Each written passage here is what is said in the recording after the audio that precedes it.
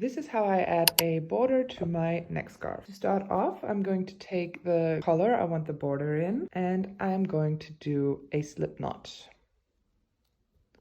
Like this. Then I'm taking the finished neck scarf and inserting my hook at any point of the scarf on the very side. So I'm choosing to go in here. I'm putting the slip knot on, pulling it tight on the hook, pulling it through, and chain one. I will be working a single crochet all around the project. That's why I have chained one. If you want to switch out the stitch for your border, for example, for a double crochet, you would adjust the amount of chains you would do right here. And now I am going to be working the single crochets all around the whole scarf. For that, I'll be inserting my hook right next to the space where I just started. The side of the scarf does not have proper stitches to work into. I'm just making sure to keep continuing going down the scarf in even distances. So I'm inserting my hook into the project, and for the start I like to lay my end tail on top of the side. So when I'm working my single crochets, I am immediately weave in this tail. I have my hook inserted into the space next to where I came out of. I yarn over, pull through. Now I have 2 loops on my hook.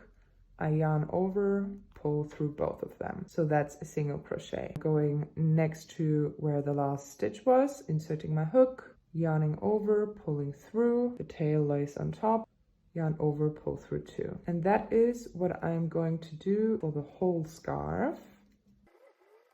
And as you can see, this little tail disappears into the border. When you get to the corner, what I like to do is do 2 single crochet into the same stitch so that it is easier to go around the corner. Otherwise, it can be that it lifts up because it needs more space to turn. But I just do that in 1 stitch and then just continue as before. So I'm back at the start. I'm right next to where I first came out. And instead of continuing with single crochets, I'm going to insert my hook into the very first stitch that I've made.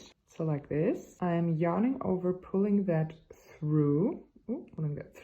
And pulling the first loop through the loop that was already on my hook. So I slip stitch it together. Then I'm going to chain 1. I'm going to snip the yarn and pull it through like this and pull it tight. And now this is the only end I need to weave in, and the border is done.